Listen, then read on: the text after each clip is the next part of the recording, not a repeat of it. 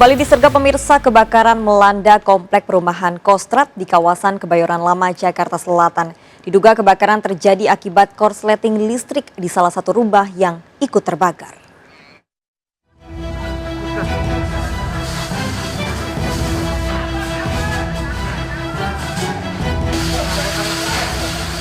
Kobaran api dengan cepat membakar 3 rumah di komplek perumahan Kostrad yang berada di kawasan Kebayoran Lama, Jakarta Selatan. Kencangnya angin membuat api dengan cepat merambat membakar seluruh bangunan rumah beserta isinya.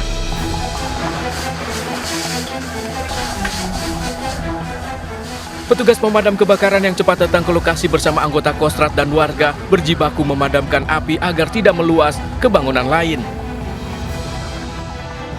Diduga kebakaran ini terjadi akibat korsleting listrik dari salah satu rumah warga yang ikut terbakar. Diduga itu korsleting listrik atau apa, Pak? Korsleting listrik kan? Ini ada berapa rumah, Pak? Tiga unit ya? Kita luncurkan 12 unit dari Jakarta Selatan.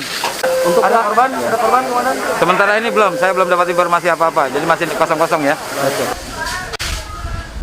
Tak ada korban jiwa dalam kebakaran ini, namun kerugian diperkirakan mencapai ratusan juta rupiah. Polisi mengamankan lokasi untuk menyelidiki penyebab pasti dari kebakaran. Dari Jakarta, Helmi Sangjabati melaporkan. Aksi pencurian motor terekam CCTV di kawasan Buaran, Durensawit, Jakarta Timur. Pencurian terjadi akibat pemilik motor lupa mencabut kunci saat makan di sebuah restoran.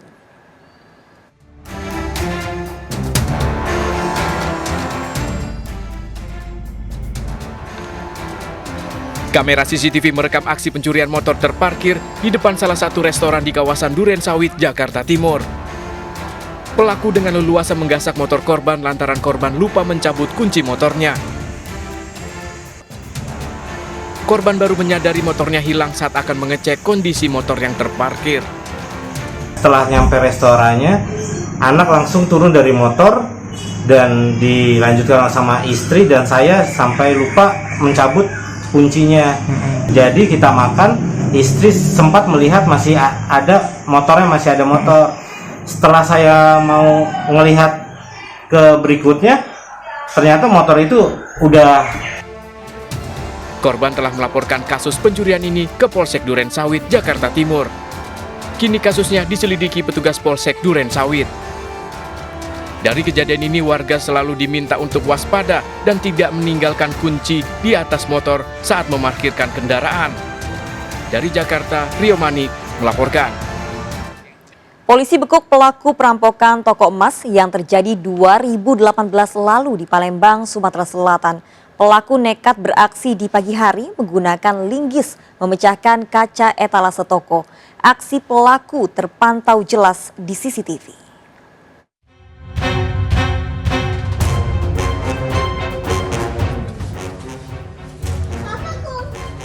Kamera CCTV ini merekam aksi perampokan toko emas di kawasan Pasar 16 Ilir, Palembang yang dilakukan seorang pria terjadi tahun 2018 lalu.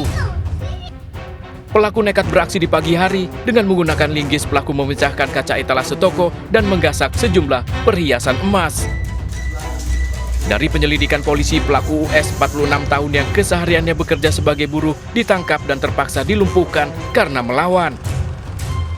Pelaku yang merupakan residivis kasus narkoba dibekuk saat pulang ke Palembang. Dari pemeriksaan polisi diketahui pelaku nekat merampok karena butuh uang untuk membayar hutang karena kecanduan judi dan juga mengkonsumsi narkoba.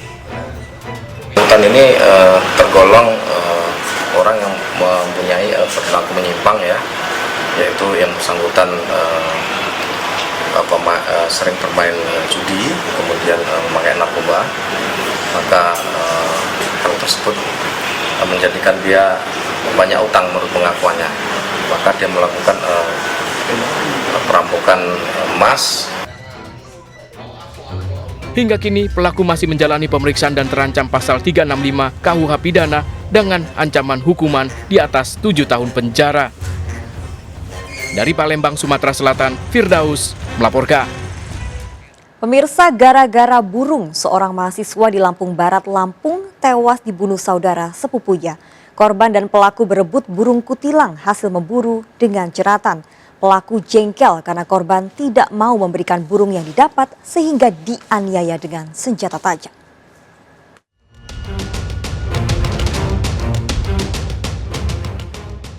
Bima Sakti ditemukan warga di perkebunan kopi Pekon Turga, Lampung Barat tewas dengan sejumlah luka senjata tajam.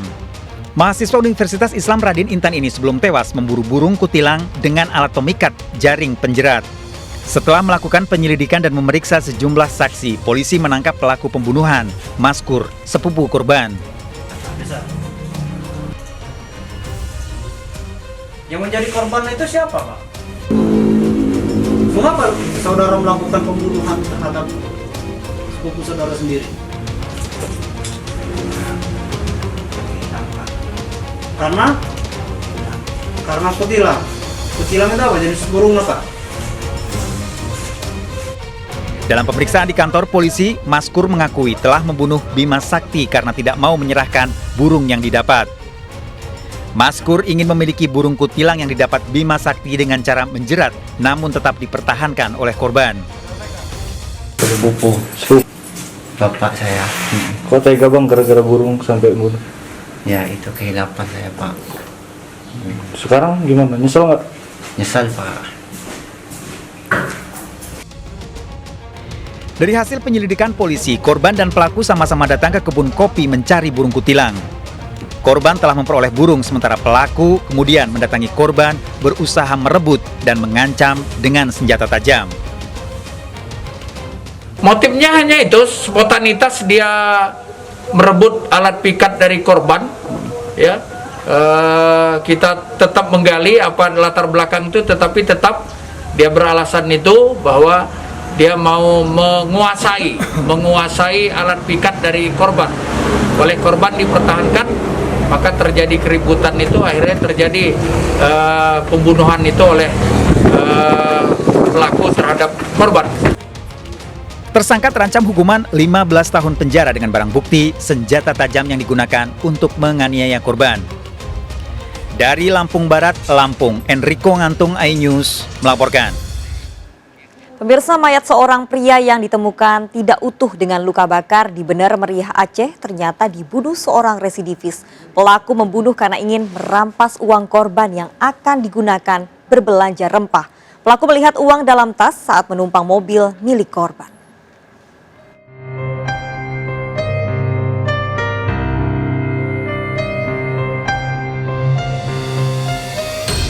Mayat di jurang Tembolon Syah Utama Bener Meriah ditemukan warga dengan kondisi mengenaskan. Selain mengalami luka bakar, juga organ tubuhnya sudah tidak utuh.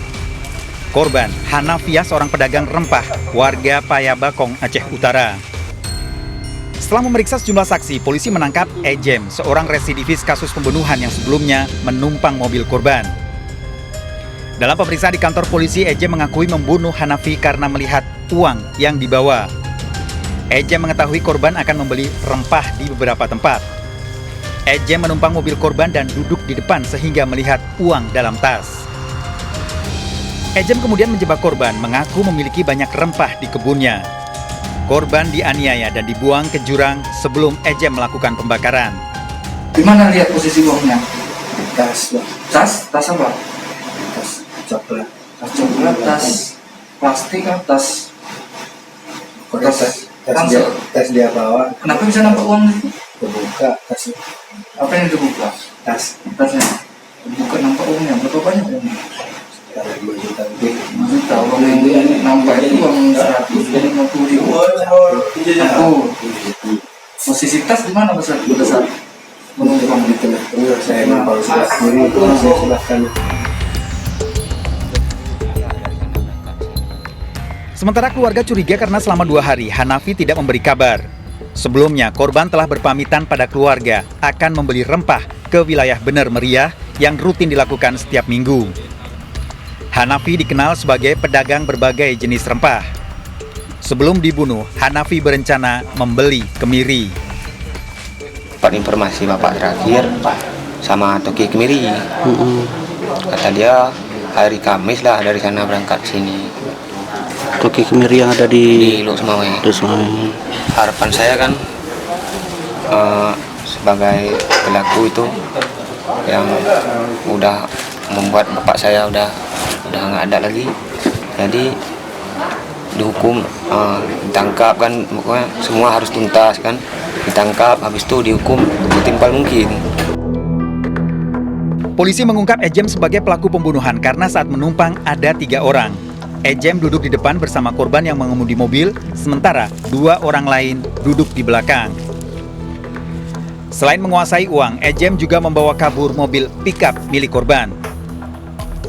Kami melakukan penyisiran karena yang bersangkutan tahu di mana mayatnya, dan kami ketemukan kemarin sesosok mayat yang sudah dalam keadaan tulang belulang, dalam kondisi sudah terbakar sebagian dari tubuhnya di kecamatan Syah Utama di Kampung Tembolon.